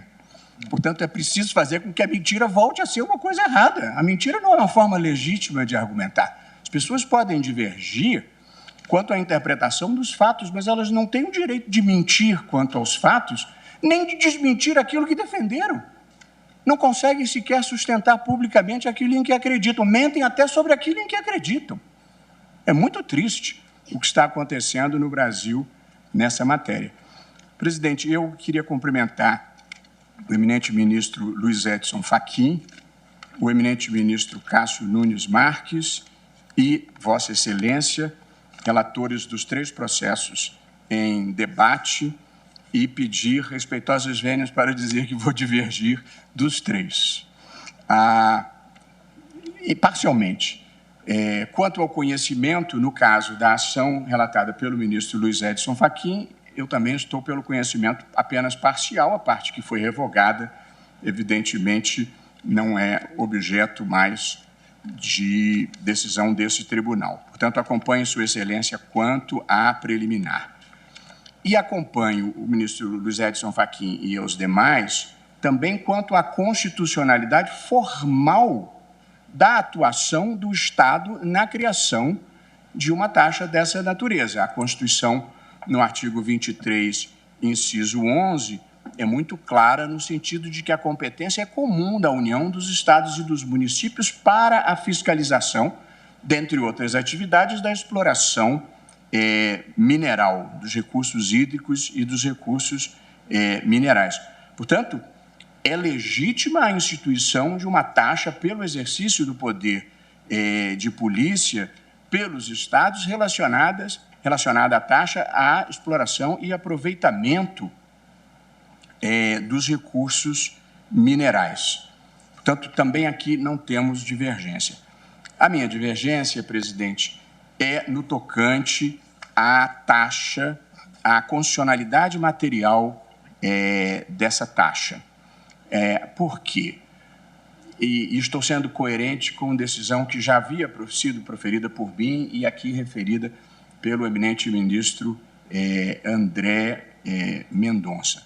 A taxa, conforme conhecimento convencional, ela é um tributo vinculado e que, portanto, ela tem como fato gerador o exercício regular do poder de polícia. Esse é o seu fundamento legítimo e a extensão do exercício do poder de polícia é que dá validade à taxa. Como consequência, assim penso, presidente, tem que haver uma proporcionalidade. É claro que não é uma equivalência plena, mas tem que haver uma proporcionalidade entre o valor cobrado a título de taxa e o custo da atividade estatal de fiscalização. No caso de Minas Gerais, que não é diferente dos outros casos discutidos, o do Pará e, igualmente, o outro caso, há uma evidente desproporcionalidade. Da minha leitura, para se ficar no caso de Minas Gerais, as 3 secretarias responsáveis pela fiscalização, as 3, tinham um orçamento de 157 milhões. 157 milhões, as 3 secretarias, para a fiscalização de toda a matéria relacionada a meio ambiente e as demais atribuições da secretaria. E o valor da taxa arrecadada é de 450 milhões. Portanto, ministro Gilmar, arrecada-se um valor que é o triplo das 3 secretarias que fiscalizam a matéria e que não se fiscalizam apenas isso, fiscalizam muitas outras coisas. De modo que, com todas as vênias, eu acho que o Estado tem o direito, sim, de instituir a taxa, acho que pode e deve, há uma questão fiscal Mas não é uma matéria em que valha qualquer coisa porque os estados precisam de dinheiro ou porque as empresas estão gerando lucro. Lucro se tributa por imposto. Lucro não se tributa por taxa. E, portanto, o fato de essas empresas gerarem lucro não me impressiona. E eu também não tenho esse preconceito todo contra lucro, não. Sou a favor de livre iniciativa e de lucro que gera investimento, gera emprego, gera exportação. Portanto, a proporcionalidade é da essência, eu penso, do sistema tributário. Às vezes, uma intervenção tributária bem intencionada traz consequências extremamente negativas do ponto de vista sistêmico. Julgamento eu gostaria conjunto de citar das um ADIs exemplo. 4785, 4786 e 4787. E eu conheço Ministros julgam ações competitivas de suspensão dos efeitos de leis estaduais que instituíram taxas sobre atividades de mineração. É um produto que tem as consequências que tem, que deve ser tributado, e é legítima uma tributação elevada. Mas se ultrapassar o ponto ótimo, o que se produz é o que acontece no Brasil. Cerca de 50% dos cigarros consumidos no Brasil, 50%, são produtos de contrabando, justamente para contornar uma tributação que se revelou desproporcional, encarecendo o preço para o consumidor brasileiro. É claro que eu entendo como uma legítima política pública o desincentivo ao consumo. Acho que é perfeitamente legítimo. Mas se você faz com que o consumo migre do produto lícito para o produto contrabandeado, você está produzindo um resultado, Vossa Excelência, me permite? Com muito prazer. E é muito interessante, eu vi já publicações de técnicos do Observatório de Segurança Pública, ministro Raul Jungmann, dentre outros, que chama atenção que esse cigarro contrabandeado, por exemplo, no Rio de Janeiro, é que Gilmar tem Mendes, acesso ministro do às STF. chamadas áreas dominadas nas favelas, o narcotráfico ou as milícias. Portanto, isso não se trata apenas do contrabando, mas de algo que, de fato, alimenta esse tipo de atividade, né, e dá um monopólio. Portanto, o outro... Eu vi até uma exposição do Instituto Ethos, que se dedica exatamente a essa temática e que envolve uma série de produtos, chamando a atenção para esse fenômeno, né, que o crime organizado também se lastreia nesse tipo de produto. Só para fazer também esse... Eu também queria que Vossa Excelência me permitisse, é que eu entendo que quando as partes suscitam essa questão relativa aos lucros que não são impactados pela taxa, eles querem se referir também às externalidades negativas. Então, o ministro Edson Fachin lembrou aqui de duas grandes tragédias geradas pela atividade. Essas tragédias geradas pela atividade, elas vão agora acarretar indenizações bilionárias, que o Estado não teria a menor condição de suportar, nem a reparação daquilo que ocorreu, exatamente em razão dessas externalidades negativas. Então, quando se fala que tem lucros, eu também não sou contra o lucro, nós estamos aí, o Brasil garante direito de propriedade, o Brasil liberdade de iniciativa, mas o problema são as externalidades negativas. E aí, sim, se pode fazer um confronto entre a taxa e, digamos assim, esse não confisco e essa razoabilidade das taxas cobradas. É só sobre esse ângulo que se argumenta essa questão relativa aos lucros. Aliás, onde houve um dos acidentes, inclusive, houve um gigantesco acordo de indenização acertado com o Estado de Minas e com as partes envolvidas. Então, o CNJ agora, em breve, ele vai firmar um acordo que nunca houve no Brasil. E é muito importante. A celebração desse acordo, no caso de Brumadinho, é um precedente muito importante. Eu, na minha outra vida como advogado, eu estudei numa determinada situação que se discutia se uma ação devia ser proposta no Brasil ou em outro país. discutir a questão do Forum Non-Convenience, como se denomina, e eu apurei, isso há 10 anos atrás, 12 anos atrás, que nenhum dos grandes acidentes brasileiros, as ações de indenização tinham chegado ao fim. Não tinha devido processo legal, não termina, coisas de 50, 60 anos atrás. De modo que o acordo, num caso como esse, é uma mudança muito importante de paradigma. Mas, evidentemente, a indenização não tem a ver com a taxa. A indenização é pela prática de um ato ilícito, por uma falha grave em vigilando. Portanto, a lucratividade de uma empresa, eu acho que pode afetar o imposto sobre o lucro, mas não deve repercutir, na minha visão, no valor da taxa que se vai cobrar. A taxa tem que ser proporcional. E eu tenho muitas preocupações com a voracidade fiscal do Estado. A tributação, ela tem um ponto ótimo, a partir do qual você desincentiva investimento, você desincentiva o emprego, você estimula a migração. É bem verdade que no caso de minérios, menos porque eles estão localizados geograficamente num determinado lugar. Mas a tributação, ela frequentemente gera a migração de empresas em busca do melhor lugar. Portanto, há um ponto ótimo. E eu sou a favor desse ponto ótimo. Mas, nesse caso específico, se as 3 secretarias custam 157 milhões e a arrecadação estimada é de mais de 500 milhões, é de 570 milhões, tem alguma coisa errada aqui, com todas as vênias e com todo respeito às compreensões diferentes, cujo entendimento eu entendo, sem mencionar esse argumento trazido agora pelo ministro André Mendonça, que não constava da minha própria argumentação relativamente a um bis in idem na matéria tributária. Portanto, presidente, como a desproporcionalidade que eu apontei no caso de Minas, eu detecto igualmente no caso do Pará e no caso do Amapá, eu estou, na parte conhecida dessas ações, julgando-as procedentes, apenas reiterando. Eu entendo que o Estado pode e deve instituir a taxa, mas ela tem que ser num valor proporcional à atividade estatal.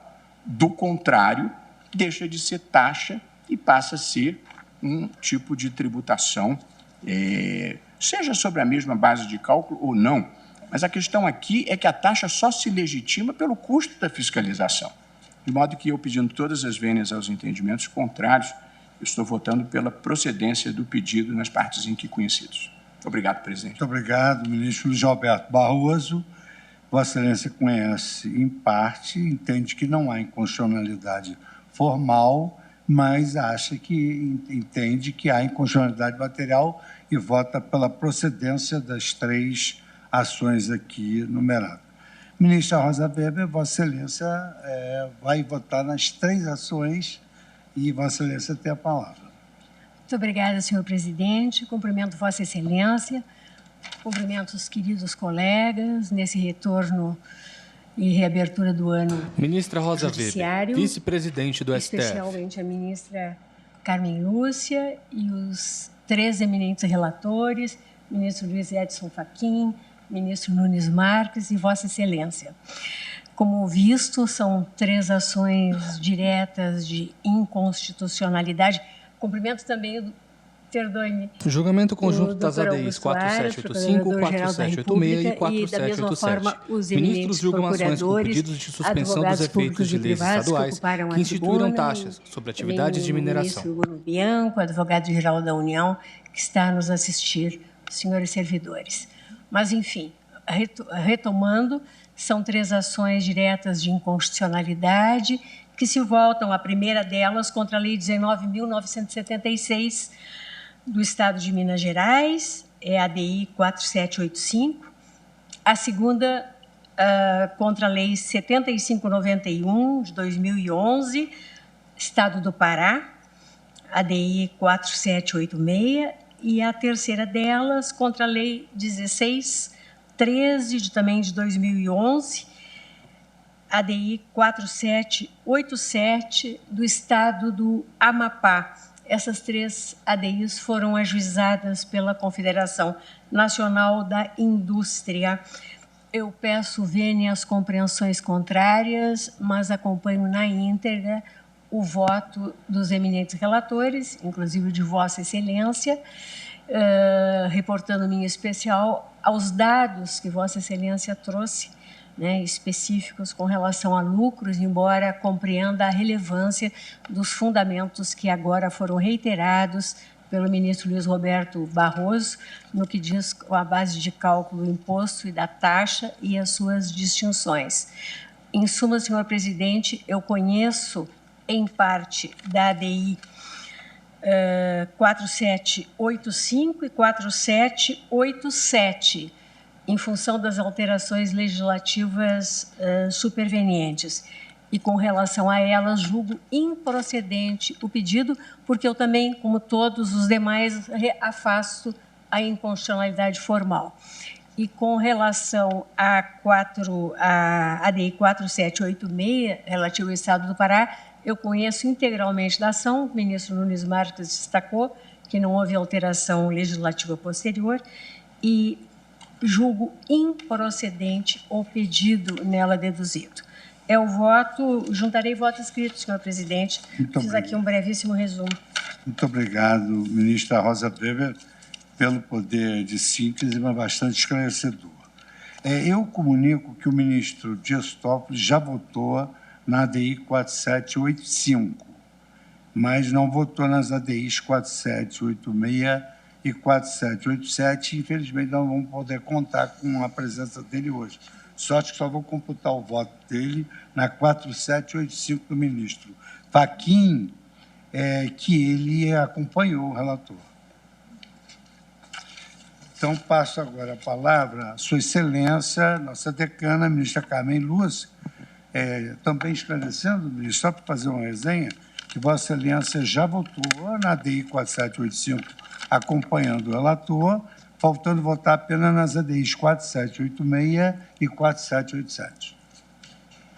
Boa tarde, senhor presidente, senhora ministra, vice-presidente Rosa Weber, Carmen senhores Lúcia, ministros, ministro do STF. Cumprimento de forma especial os relatores, ministro Edson Fachin, ministro Nunes Marques, senhor procurador-geral, senhores advogados, minha saudação especialmente àqueles que assumaram a tribuna na sessão que deu início a esse julgamento.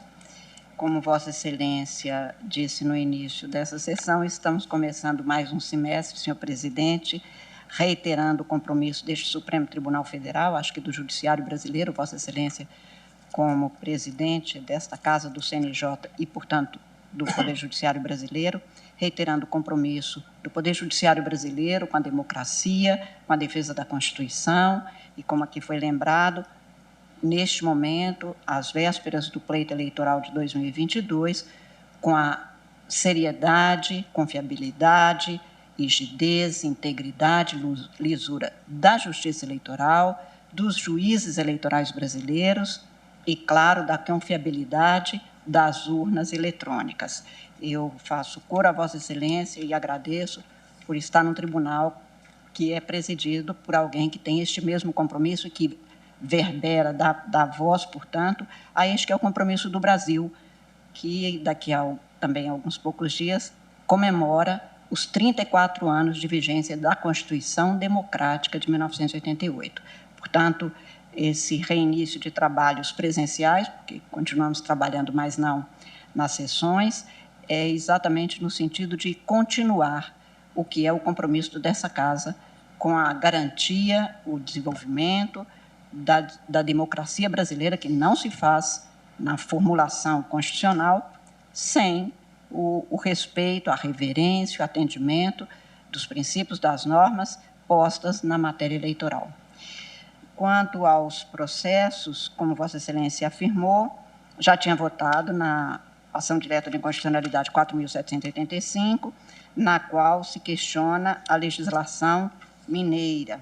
E apenas reafirmando meu voto, senhor presidente, eu gostaria de lembrar, ministro Barroso, que Vossa Excelência fez referência aos valores das secretarias, mas há uma informação nos autos do governador de Minas, no sentido de que, e isto não tem a ver com a conclusão, evidentemente, sobre o que foi a compreensão de Vossa Excelência no sentido da desproporcionalidade, que aqueles valores relativos ao orçamento das secretarias referia-se a momentos anteriores a esta instituição de taxa, ou seja, quando essas atividades não eram por elas desenvolvidas, o que não altera o resultado.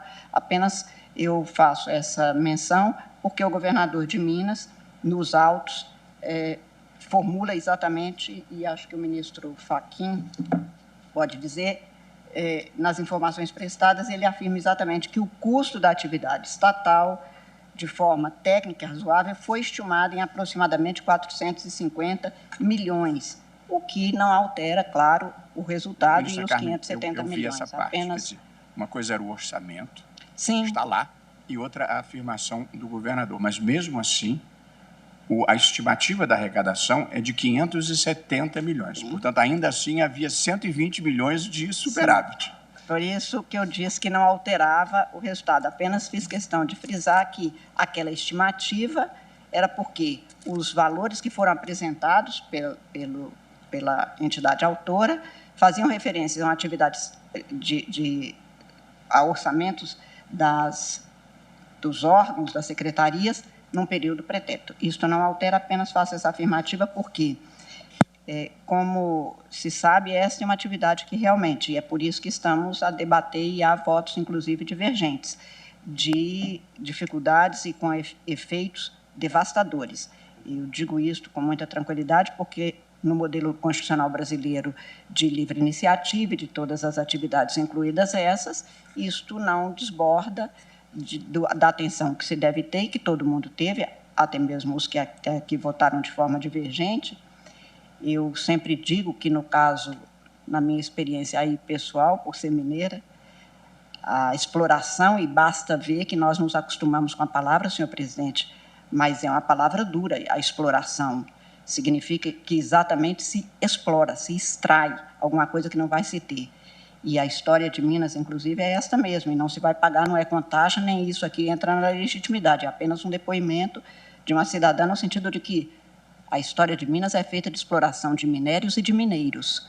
Brumadinho e Mariana aí estão apenas para mostrar a tragédia que pode conduzir na má condução, na ausência de fiscalização efetiva. Isto não altera, como eu disse, a compreensão de cada um sobre esta matéria tributária constitucional específica, que é a da taxa. Não vislumbrei, como afirmei no meu voto no plenário virtual, não concluí haver nem inconstitucionalidade formal, nem inconstitucionalidade material, tanto no que se refere à base de cálculo, quanto à proporcionalidade do que foi estabelecido e fixado, portanto.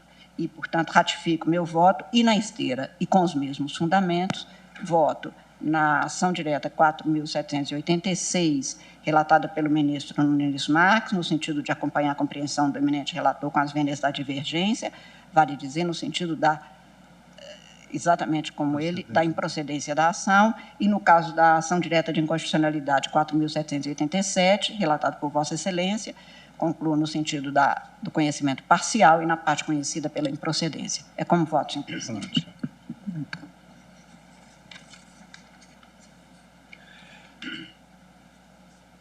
Passa a palavra agora a Sua Excelência, o ministro Ricardo Lewandowski, também noticiando que Vossa Excelência já votou no plenário virtual na ADI 4785 do ministro Edson Fachin, acompanhando o relator. Pois não. Falta, então, o voto de Vossa Excelência nas ADIs 4786 e 4787. Vossa Excelência tem a palavra. Pois não, senhor presidente, muito obrigado. Cumprimento Vossa Excelência e, na sua pessoa, todos os demais presentes.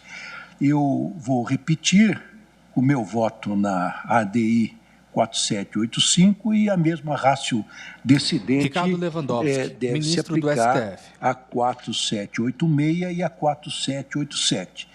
Então, para facilitar o trabalho de Vossa Excelência, senhor presidente, na ADI 4785 e na 4787, eu estou conhecendo dessas ações, em parte, na parte conhecida, julgando improcedente. E na parte 4786, eu conheço integralmente a ação e julgo-a integralmente também procedente. Senhor presidente, apenas uma rápida palavra, depois de assentar que não identifiquei nenhuma inconstitucionalidade, contrariamente ao que postularam as autoras na inicial dessas ações. Eu gostaria de observar, de registrar, de assentar com a devida vênia daqueles que pensam em sentido contrário, que a atividade minerária é sabidamente uma das mais deletérias ao meio ambiente. E, realmente, a fiscalização se dá não apenas no momento da pesquisa, da lavra, da exploração dos recursos minerários, mas também no momento posterior, que é o momento da reconstituição do meio ambiente silvestre, rural e mesmo urbano. Existem muitas atividades minerárias no meio urbano, por exemplo, a exploração de águas, de águas também, de argilas, de areias, de pedras, granitos, que causam lesões ao meio ambiente urbano realmente impressionantes. As atividades minerárias, quando deixam de existir, legam para a comunidade, infelizmente, um verdadeiro panorama lunar, cheio de crateras, com, enfim, a vegetação toda deteriorada, de maneira que esta atividade de fiscalização, poucos conhecem isso. Eu, no meu passado, já, infelizmente, longínquo, que atuei como advogado público e fiscalizando a atividade minerária na região metropolitana de São Paulo, pude constatar isto. Quer dizer, a dificuldade da fiscalização destas atividades, tanto, como disse no início, quanto no término, e mesmo depois de terminadas estas atividades. Portanto, eu entendo que há uma proporcionalidade, sim, entre o valor da taxa cobrada e esta atividade a ser fiscalizada. Portanto, voto assim como enunciei no início da minha fala, que Vossa Excelência deve ter registrado, pedindo vênia aos que pensam em sentido contrário. Agradeço o voto de Vossa Excelência. Ministro Ricardo Lewandowski. Agora, então, por último, porque eu tive de votar, só falta votar nas outras duas. Então, eu passo a palavra ao nosso decano, que já votou na ADI 4785, divergindo do relator. Então, Vossa Excelência, falta votar nas ADIs 4786 e 4787. Presidente, vou também procurar agora resumir, mas antes também queria fazer o registro, a propósito do belo pronunciamento Gilmar Mendes, que Vossa ministro do Excelência STF, fazer na abertura desses trabalhos e também fazer o registro que todos nós, de alguma forma, os mais antigos, já tivemos a oportunidade de passar pelo Tribunal Superior Eleitoral. Eu e Vossa Excelência, inclusive, em momentos comuns, né? E para muito grado meu, e bom grado.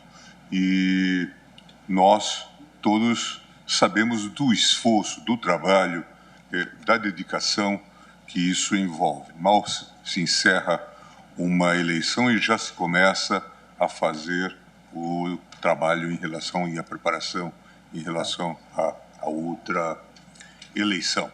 E todos os anos, a cada biênio, há inovações repetidas. O ministro Toffoli e eu trabalhamos, inclusive, intensamente, depois houve sequência em relação a isso, a ideia da biometria, da carteira única de identidade, do número único, em suma, trabalhos relevantíssimos, né, que já estão sendo implementados. Recentemente eu lia, sem nenhuma menção à Justiça Eleitoral, né, do trabalho que se realizou, né, e que é uma belíssima contribuição, inclusive, para a segurança pública, porque nós tínhamos uma situação em que o sujeito poderia ter uma carteira de identidade em cada estado, né, e se trabalhou muito nisso e se fez um aperfeiçoamento, tanto é que, certa feita, nessa sequência da biometria, o TSE descobriu que um mesmo sujeito aqui nas cercanias, em Goiás, tinha o hábito de cultivar títulos, né, títulos eleitorais. Mas, graças à biometria, se descobriu que ele tinha 40 títulos eleitorais. Ele não usava para fins de voto, mas para fins de estelionato. Não é? De qualquer forma, a biometria deu, então, uma resposta a isso. E o tribunal não tem sido refratário, como já declarou aí o ministro Fachin e também o ministro Alexandre. Isso faz parte de uma continuidade ao longo do tempo. Para nós que somos mais antigos, vou buscar aí na memória um velho artigo, um antigo artigo escrito pelo presidente Sarney. O presidente Sarney, depois daquele impasse que houve nos Estados Unidos, no célebre caso Gore versus Bush, é um caso para registro, para colocar nas páginas e também nas paredes do nosso eleitoral. Ele escreveu um artigo que pouca gente saberia, os jovens poucos talvez não conseguissem decifrar hoje.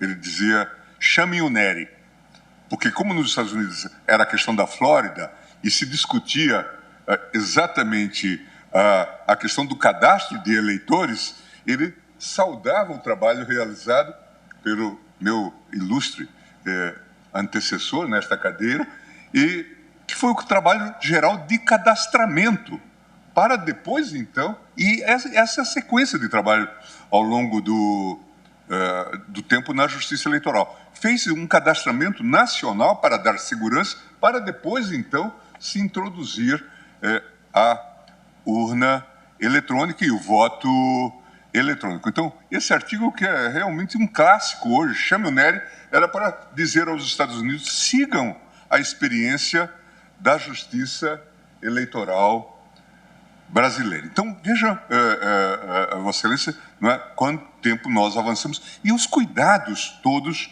que foram e têm sido tomados ao longo do tempo no que diz respeito ao aprimoramento, como Vossa Excelência acabou de dizer. E todos nós que acompanhamos a Justiça Eleitoral e acompanhamos as apurações, sabemos de todo esse esforço e dessa procedimentalização que se faz. Não é? Eu mesmo, como presidente do tribunal, não me cansava de pessoalmente ficar ligando para os líderes de partidos para que eles viessem participar daqueles procedimentos. Porque isso transcorria com tanta normalidade que não se fazia, não havia atenção, e nós pedíamos, não sei se essa situação continua hoje, ministro Fachin, mas essa era uma realidade. Em 2016, eu me lembro que me desloquei para o Rio e São Paulo para fazer aquele acompanhamento da votação simulada, aquele sorteio e tal, para chamar um pouco a atenção, porque as pessoas acabavam sequer valorizando isso. Então, gostaria de fazer... Ministro Gilmar, eu fui acompanhar a eleição suplementar no Rio, que é o nosso teste de integridade. Sim. Só tínhamos eu e o presidente do TRE. É isso. É uma realidade. Ou mesmo para a inseminação de urnas e tal. A seriedade, por exemplo, eu me lembro do teste dos hackers. Do hacker. Que se leva extremamente sério. Havia até um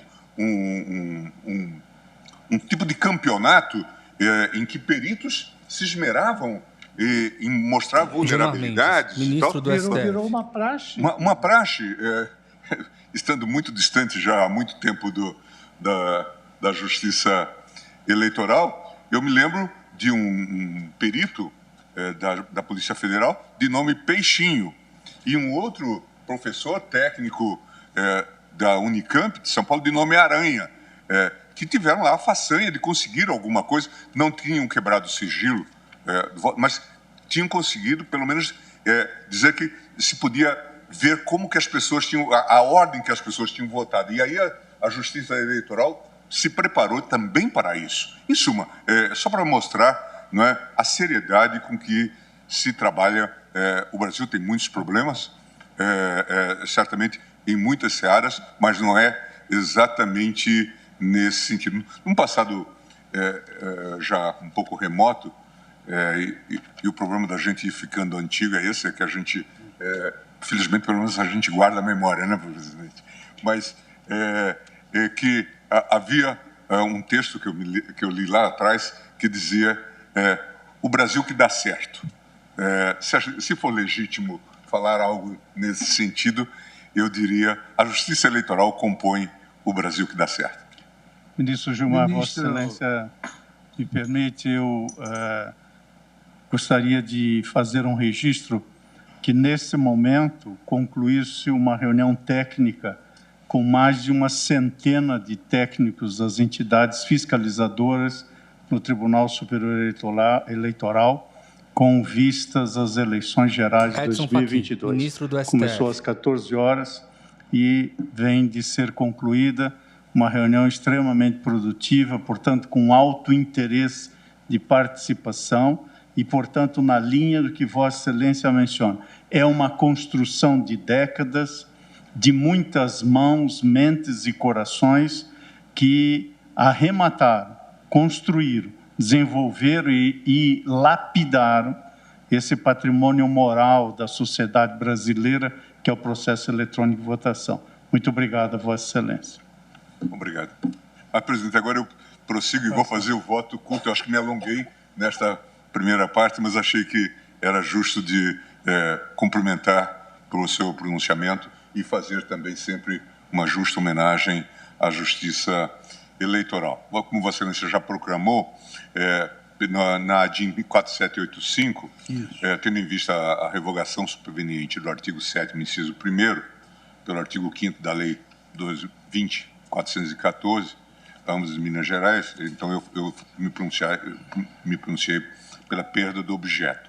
E, no mérito, votava no sentido de julgar parcialmente procedente o pedido para declarar a inconstitucionalidade material do artigo 8º da Lei 19.976 de 2011 do Estado de Minas Gerais. Eu já recusava também a inconstitucionalidade formal e eu tinha acompanhado a linha de raciocínio desenvolvida aqui pelo ministro Barroso no que concerne à proporcionalidade. No tocante à ADIM 4786, também me manifesto pela procedência parcial do pedido para que seja declarada a inconstitucionalidade do artigo 6º da Lei 7.591, de 28/12 de 2011, do Estado do Pará, e por arrastamento do artigo 6º do Decreto Paraense 386, de 23/12 de 2002. Por fim, em relação à ADIM 4787, voto no sentido de julgar parcialmente procedente o pedido para declarar a inconstitucionalidade material do artigo 6º da Lei Estadual 1613 do Estado do Amapá.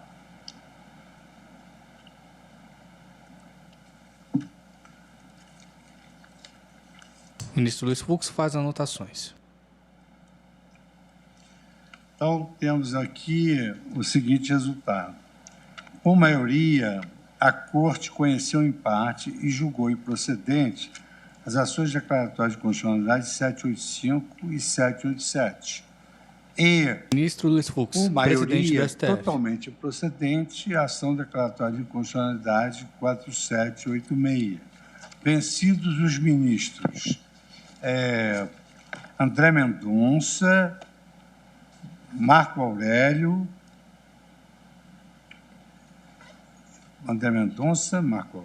Luiz Roberto Barroso e ministro Gilmar Mendes, respectivamente, em cada uma das ações que votaram. Como eu, evidentemente, acompanho também os relatores Edson Fachin e Nunes Marques no mesmo sentido. Ficou claro a declaração do resultado? Então, nós, evidentemente, propositadamente, prosseguimos esse julgamento para concluí-lo hoje, na abertura do semestre, todos já reenergizados. Agradeço muitíssimo a colaboração de todos os senhores ministros, senhoras ministras, Procurador-Geral da República, servidores, colaboradores, e, então, já a esse horário, eu declaro encerrada a sessão. Fim da sessão.